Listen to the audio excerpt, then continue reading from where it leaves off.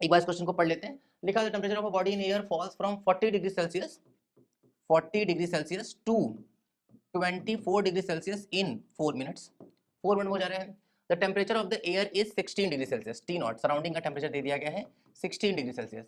बोला जा रहा है temperature of the body in the next 4 minutes will be, मतलब कि 24 से कितना हो जाएगा ये पता कर लेना है कि भैया अगले 4 मिनट में कितना हो जाएगा। ठीक है, पहली बात न्यूटन लॉज ऑफ कूलिंग तो सिलेबस में फिर से इस बार नहीं था भाई, लेकिन एज यूजुअल एनटीए की हरकतें फिर से वो लोग इसको क्वेश्चन पूछ लिए हैं।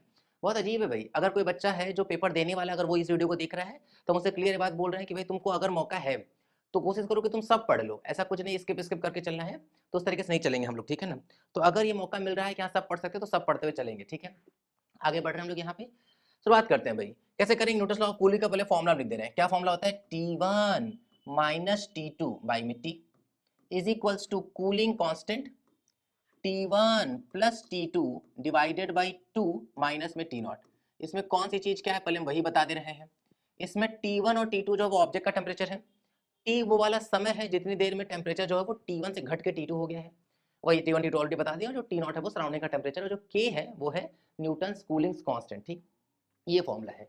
ऑल्दो हमको पता है किसी दिमाग में अगर ये आ रहा है कि sir dt by D T is equals to K T minus T naught होता है, बिल्कुल ठीक बात है, लेकिन हम लोग इसको प्रीफर नहीं करेंगे, हम लोग इस वाले फॉर्मूले को प्रीफर करके चल रहे होंगे। ठीक है ना, ध्यान देते हैं एक बार।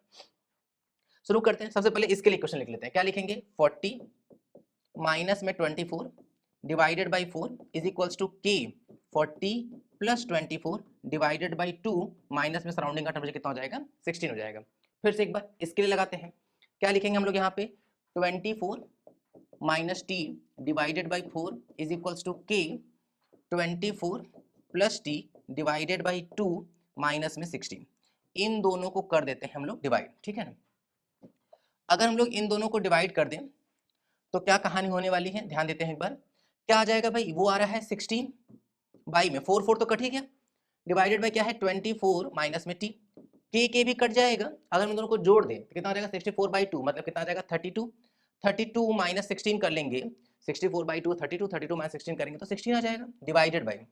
अब ये यहाँ से तो डिवाइड नहीं कर सकते, ऐसा कर लेते हैं, चलते एलसीएम ले लेते हैं। 24 प्लस टी माइनस में 16 टू जा 32, ऊपर चला गया है 2, 16 16 कटा, क्रॉस मल्टीप्लाई कर लेते हैं तो यहाँ पर आ जाएगा टी माइनस 24 में 32 चला जाएगा, कितना बचेगा 8 is equal to, cross multiply करेंगे तो 24 2 जा 48 माइनस में 2t, उधर ले आके जुड़ जाएगा तो 3t is equal to 48 plus 8, तो यहाँ से t इज इक्वल टू क्या आ जाएगा 8 8 16 56 डिवाइडेड बाई 3 डिग्री सेल्सियस।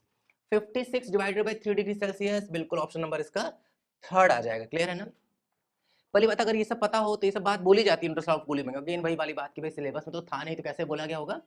कई बार टीचर्स हम लोग भी पढ़ाते हुए स्किप कर दिए सब कुछ कि नहीं ठीक है सिलेबस में नहीं है, लेकिन भाई बहुत बड़ी गलती हो जा रही है ना कि अब हम लोग प्रयास करेंगे कि जो भी मिलता रहेगा सब पढ़ाते चले जाएंगे, क्योंकि कुछ भी जो है वो पेपर में पूछा जा सकता है। खुद ही सिलेबस निकालते हैं, खुद ही नहीं मानते हैं लोग। याद हो अगर कोई पढ़ा हो, किसी को 11th की कुछ कहानी याद हो थोड़ी बहुत, तो बोला जाता था कि कोई भी गर्म चीज जल्दी ठंडा होती है जबकि कम गर्म चीज धीरे धीरे ठंडा होती है।